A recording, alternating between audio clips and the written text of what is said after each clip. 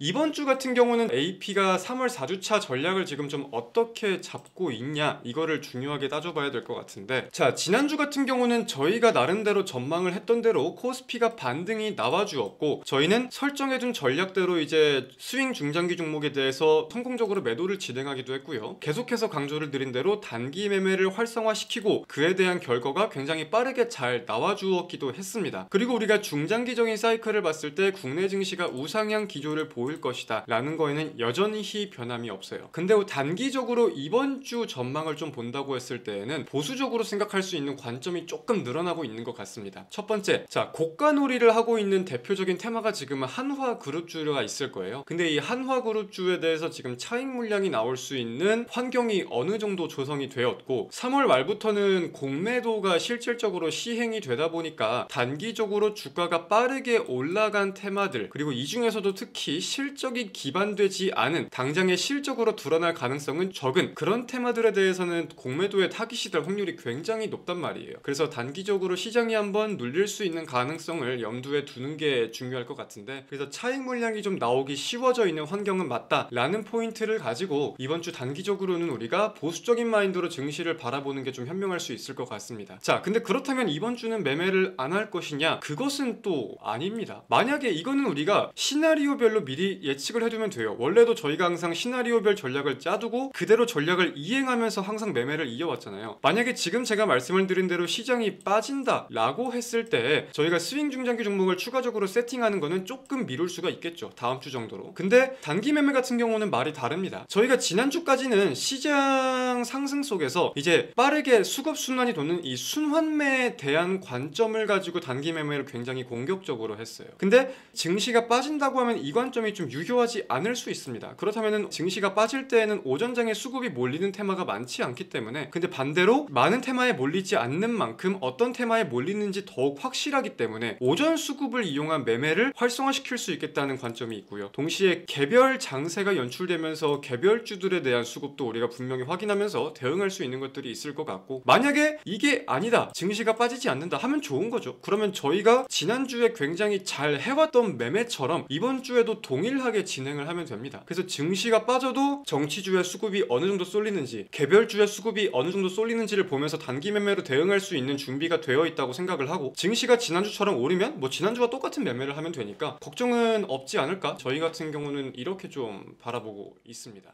저는 오늘자의 방송을 진행하고 있는 AP투자연구소의 이호수라고 하고요.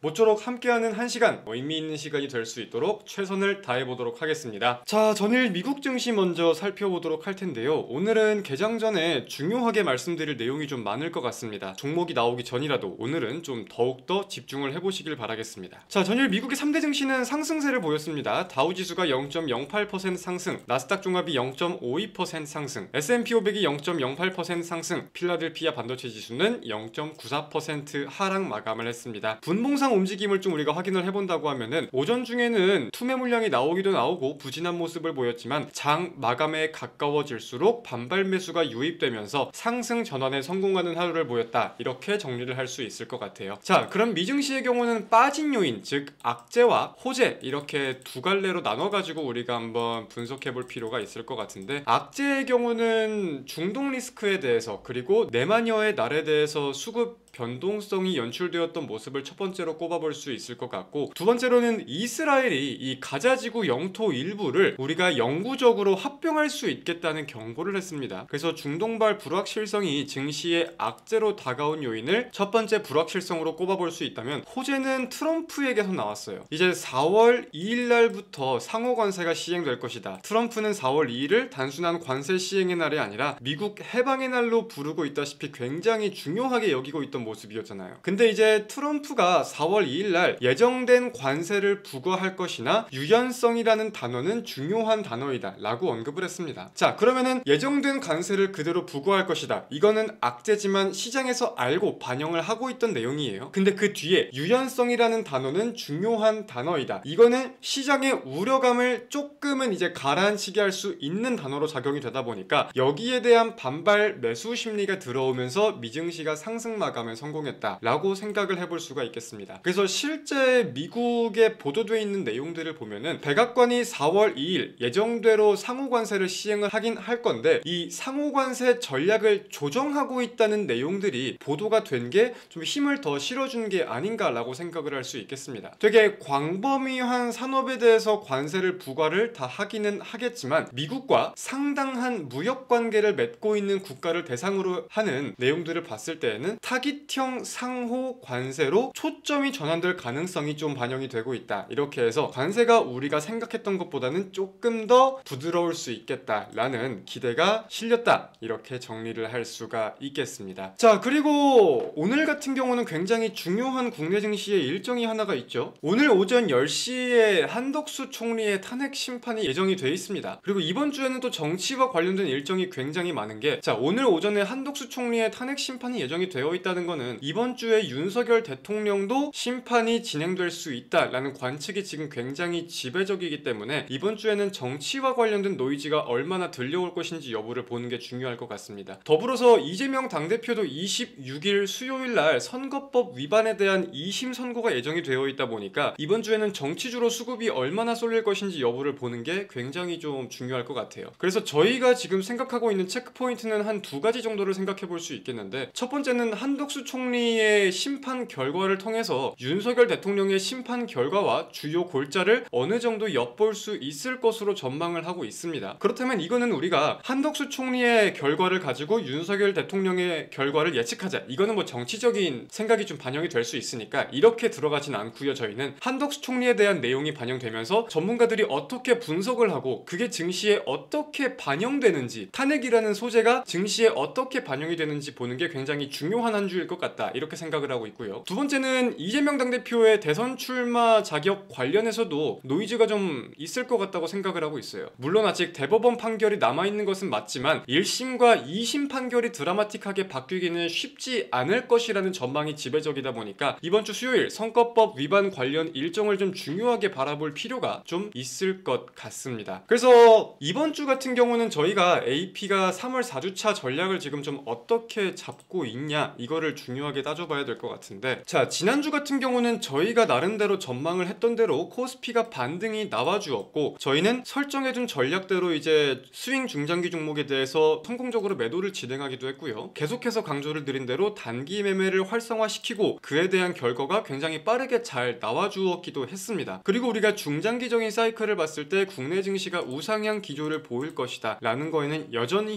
변함이 없어요. 근데 단기적으로 이번 주 전망을 좀 본다고 했을 때에는 보수적으로 생각할 수 있는 관점이 조금 늘어나고 있는 것 같습니다. 첫 번째, 자, 고가놀이를 하고 있는 대표적인 테마가 지금은 한화그룹주가 있을 거예요. 근데 이 한화그룹주에 대해서 지금 차익 물량이 나올 수 있는 환경이 어느 정도 조성이 되었고, 3월 말부터는 공매도가 실질적으로 시행이 되다 보니까 단기적으로 주가가 빠르게 올라간 테마들, 그리고 이 중에서도 특히 실적이 기반되지 않은, 물론 미래 기대감이 없는 테마는 없겠지만 당장의 실적으로 드러날 가능성은 적은 그런 테마들에 대해서는 공매도의 타깃이 될 확률이 굉장히 높단 말이에요. 그래서 단기적으로 시장이 한번 눌릴 수 있는 가능성을 염두에 두는 게 중요할 것 같은데, 더불어서 삼성전자와 SK하이닉스도 지난주에 굉장한 급등세를 보인 이후에 이번 주에는 지금 상승 추세 속 상단 자리에서 움직임을 보여야 하는 상황이란 말이에요. 그래서 차익 물량이 좀 나오기 쉬워져 있는 환경은 맞다라는 포인트를 가지고 이번 주 단기적으로는 우리가 보수적인 마인드로 증시를 바라보는 게 좀 현명할 수 있을 것 같습니다. 자, 근데 그렇다면 이번 주는 매매를 안 할 것이냐? 그것은 또 아닙니다. 만약에 이거는 우리가 시나리오별로 미리 예측을 해두면 돼요. 원래도 저희가 항상 시나리오별 전략을 짜두고 그대로 전략을 이행하면서 항상 매매를 이어왔잖아요. 만약에 지금 제가 말씀을 드린 대로 시장이 빠진다 라고 했을 때 저희가 스윙 중장기 종목을 추가적으로 세팅하는 거는 조금 미룰 수가 있겠죠. 다음 주 정도로. 근데 단기 매매 같은 경우는 말이 다릅니다. 저희가 지난주까지는 시장 상승 속에서 이제 빠르게 수급 순환이 도는 이 순환매에 대한 관점을 가지고 단기 매매를 굉장히 공격적으로 했어요. 근데 증시가 빠진다고 하면 이 관점이 좀 유효하지 않을 수 있습니다. 그렇다면 증시가 빠질 때에는 오전장에 수급이 몰리는 테마가 많지 않기 때문에, 근데 반대로 많은 테마에 몰리지 않는 만큼 어떤 테마에 몰리는지 더욱 확실하기 때문에 오전 수급을 이용한 매매를 활성화시킬 수 있겠다는 관점이 있고요. 동시에 개별 장세가 연출되면서 개별주들에 대한 수급도 우리가 분명히 확인하면서 대응할 수 있는 것들이 있을 것 같고, 만약에 이게 아니다, 증시가 빠지지 않는다 하면 좋은 거죠. 그러면 저희가 지난주에 굉장히 잘 해왔던 매매처럼 이번 주에도 동일하게 진행을 하면 됩니다. 그래서 증시가 빠져도 정치주의 수급이 어느 정도 쏠리는지, 개별주의 수급이 어느 정도 쏠리는지를 보면서 단기 매매로 대응할 수 있는 준비가 되어 있다고 생각을 하고, 증시가 지난주처럼 오르면 뭐 지난주와 똑같은 매매를 하면 되니까 걱정은 없지 않을까? 저희 같은 경우는 이렇게 좀 바라보고 있습니다. 그리고 이번 주부터는 지금 대체거래소에 추가된 종목들이 굉장히 많습니다. 코스피의 경우는 삼성전자, SK하이닉스, 뭐 LG에너지솔루션, 셀트리온 이런 종목들을 비롯해서 나름 우량주라고 불리는 종목들이 굉장히 많이 지금 편입이 되었고요. 코스닥도 마찬가지로 무거운 종목들이 많이 편입이 됐어요. 알테오젠, 뭐 에코프로, 레인보우 로보틱스, 리가켄바이오 등등 무거운 종목들이 굉장히 지금 많이 편입이 돼 있습니다. 더불어서 이제 3월 말부터 공매도까지 재개가 되다 보니까 대체거래소와 공매도의 상관관계에 대해서도 함께 좀 따져볼 필요가 있을 것 같고, 그래서 대체거래소의 거래대금이 얼마나 늘어나는지 여부를 보는 게 이번 주는 굉장히 중요하다라고 생각하는 한 주일 것 같아요. 공매도와 관련해서는 3월 말부터 재개가 된다, 이 포인트는 모두가 알고 있을 것 같은데, 과거 공매도를 재개했을 때 항상 국내 증시가 어떤 움직임을 보였느냐, 이게 저희한테는 또 중요한 포인트겠죠. 과거 세 차례 공매도 중단 사태 이후 흐름을 좀 본다고 하면은 코스피 경우는 재개 시점 대비해서 1개월 뒤는 평균 0.1% 하락을 했고 3개월 뒤에는 평균 7.1% 상승했어요. 그러니까 이제 공매도가 재개된 이후에는 시간이 흐르면 흐를수록 공매도에 대한 타격보다는 국내 증시의 관심도를 더 우선적인 모멘텀으로 보고 증시가 우상향하는 관점을 따져볼 수 있는 거겠죠. 그래서 3번 기준 평균인데 3번 기준 2번은 공매도가 재개되고 한 달 동안 한 2% 정도 빠졌어요. 한 번은 코로나 때여가지고 큰 의미가 없을 수도 있다고 볼 수 있겠고, 그래서 저희가 바라보는 거는 공매도가 시행이 된다고 해도 단기적인 조정이 좀 나올 수는 있겠지만 우리가 매매를 하는데, 우리가 매집을 하는데 큰 타격, 여러분들이 걱정하시는 우려들은 없을 거라고 생각을 합니다. 그러니까 큰 걱정거리를 갖지 말고 차분하게 항상 설정해 놓은 전략대로 잘 진행을 하면 될 것 같아요. 자, 그리고 저희 금요일 오전 방송 중에 들어간 3A로직스는 다들 잘 매도하셨죠? 저희가 이제 단기적인 관점을 가지고 어떤 포인트에 주목을 하고 순환매를 기다리는지 말씀을 좀 드렸었는데,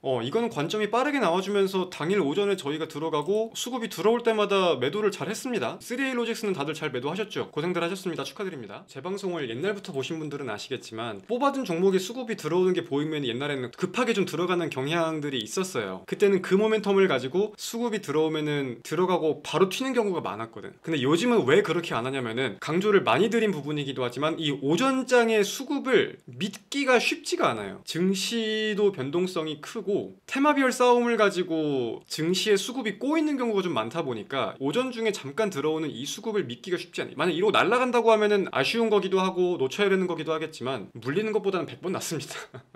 그래서 요즘은 이 수급의 연속성을 믿을 수가 없다 보니까 자리를 대놓고 주는 것 같들은 제가 웬만해서 안 들어가요. 오늘 같은 경우는 클로봇이 좀 그런 케이스였고, 클로봇도 제가 고민을 많이 했던 날이 하루가 있었어요. 3월 17일 종가 부근을 봤을 때 클로봇이란 종목은 제 기준에서 너무너무 완벽한 차트였단 말이야 사실. 근데 흠잡을 게 없으니까 오히려 안 들어가게 되더라고요. 그리고 실제로 차익 물량이 많이 나오기도 했고, 필요하면은 오늘 중에 뭐든 대응 멘트가 나갈 수 있으니까 저희 메신저 알림은 꼭 켜두시길 바라겠고요. 저는 내일 다시 웃으면서 여러분들께 인사를 드리겠습니다. 자, 고생들 많으셨습니다 여러분. 내일 만나요. 안녕.